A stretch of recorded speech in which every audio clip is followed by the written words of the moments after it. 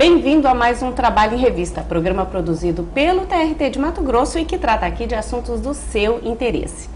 Um trabalhador com saúde é um bom negócio para si mesmo e, claro, para a entidade na qual presta seus serviços. No programa de hoje a gente conversa com a médica do trabalho, Cristina Goulart, que fala sobre esse assunto e ainda de uma iniciativa voltada à prevenção e recuperação da saúde dos trabalhadores. Doutora Cristina, obrigada pela sua presença aqui. Índice de capacidade do trabalho. A gente falou de uma iniciativa e trata-se desse índice de capacidade do trabalho, que é uma metodologia que está sendo aplicada. Eu queria que você explicasse que metodologia é essa e onde ela está sendo aplicada.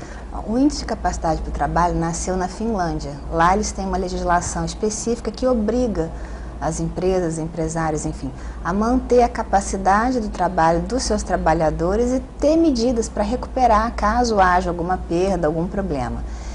E tem-se que, por volta dos 45 anos, os fatores que cursam com diminuição da capacidade para o trabalho começam a se acumular, então começa a se sentir essa diminuição da capacidade do trabalho.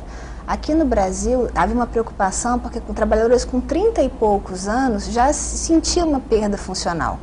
E aí, em 1995, pesquisadores do Rio, de São Paulo, viram essas alterações e souberam desse trabalho na Finlândia e convidaram o professor que tinha desenvolvido esse trabalho lá para vir ao Brasil. Ele participou de um encontro, de um simpósio, enfim. E acabaram resolvendo traduzir o material que ele tinha feito para passar a aplicar aqui no Brasil para quando alguém tivesse interesse. E o que o índice de capacidade é? Ele mede a capacidade para o trabalho de cada trabalhador baseado na ótica do próprio trabalhador.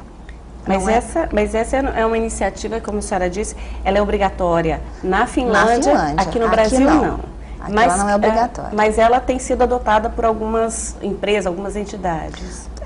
Não sei te dizer a fundo, porque a gente não fez uma pesquisa nesse sentido. Mas existem relatos, trabalhos que você pesquisar, você encontra lugares que usaram, mas assim, não é, até onde eu saiba, não é uma prática. Mas você está aplicando essa metodologia? Nós estamos aplicando aqui no tribunal.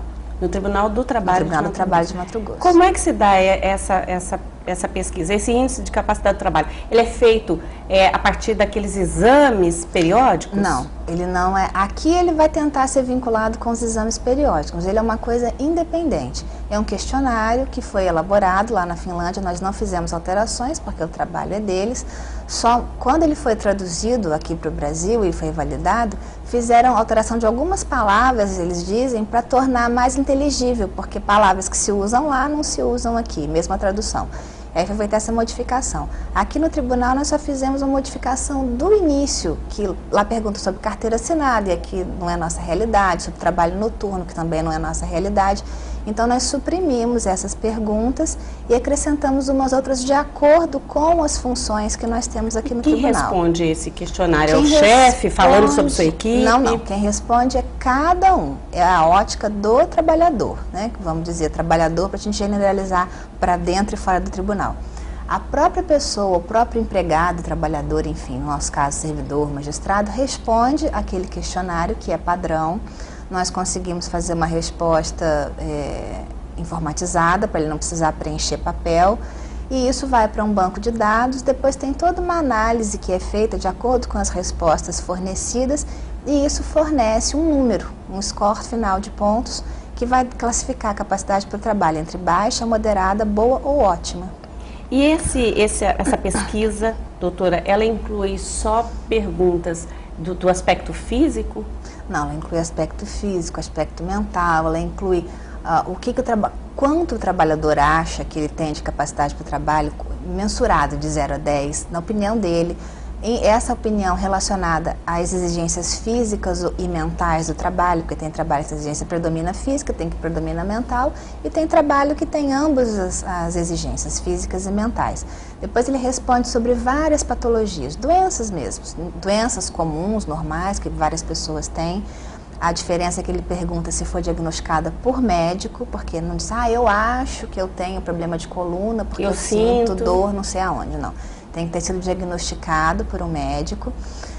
Depois ele pergunta se essa doença ou essas doenças, que ele pode dar mais de uma resposta, se isso impede o trabalho, se dificulta, você trabalha, mas você tem que diminuir o ritmo, tem que diminuir muito o ritmo, ou não, você trabalha normal, como você trabalharia sem doença, ou você não está conseguindo trabalhar. Faltas ao trabalho relacionadas a essa doença no último ano, e depois ele mensura o que a gente chama de recursos mentais, que aí entra também a parte de esperança para o futuro, se ele sente prazer nas atividades diárias, como que ele acha que é a capacidade, baseado no como ele está hoje, como ele acha que vai estar a capacidade de trabalho daqui a 2 anos. Doutora, com a sua experiência como médica do trabalho, você falou alguma coisa aí sobre por volta dos 45 anos, a gente já começa a aparecer alguns sinais. O trabalho, ele não necessariamente desgasta, é parte do trabalho, é de se esperar que o trabalhador tenha sua saúde deteriorada por conta das condições de trabalho, do trabalho que desenvolve? Você vai responder isso para a gente? Depois do intervalo, a gente vai, um minutinho, não sai daí, a gente já está de volta.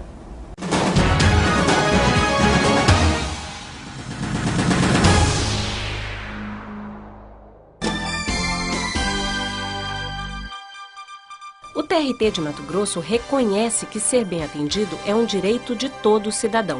Por isso, a Central de Atendimento ao Jurisdicionado e a Ouvidoria estão à disposição para informar e orientar o público em geral, que poderá também fazer reclamações, elogios ou sugestões. Venha, participe! Teremos o maior prazer em recebê-los. Justiça do Trabalho em Mato Grosso. A Justiça Cidadã.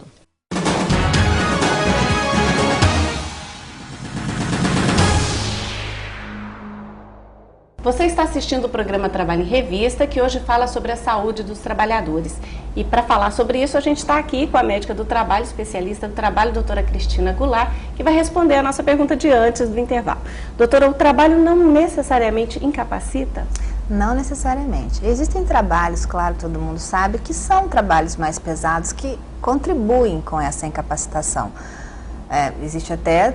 Para isso tem a aposentadoria especial, a pessoa trabalha um menor número de anos para ter direito a ser aposentado, que é a população em geral de trabalhadores. Mas não é obrigatoriamente o trabalho. Muitas vezes a gente escuta a pessoa falar, quando eu entrei naquela empresa eu não tinha nada, mas a pessoa entrou na empresa com 18 anos. Se agora tem 40, o organismo antes tinha 18, agora tem 40, as articulações tinham 18, as juntas, agora elas têm 40. Então, tudo isso vai debilitando, não é só o trabalho. Um trabalho mais pesado, mais desgastante, vai, claro, contribuir, mas não só isso. A própria pessoa envelhece. O índice de capacidade de trabalho, inclusive, ele vê isso, ele não pergunta tanto o que ele faz no trabalho para dar os pontos. Ele pergunta muito as condições da pessoa. Então, se a pessoa envelhece, o organismo envelhece, do mesmo jeito que ela nota rugas, nota cabelo branco, por dentro do organismo, coisas que a gente não vê, também estão envelhecidas. E aí a pessoa trabalhando ou não trabalhando vai sentir coisas que não sentia quando entrou na empresa.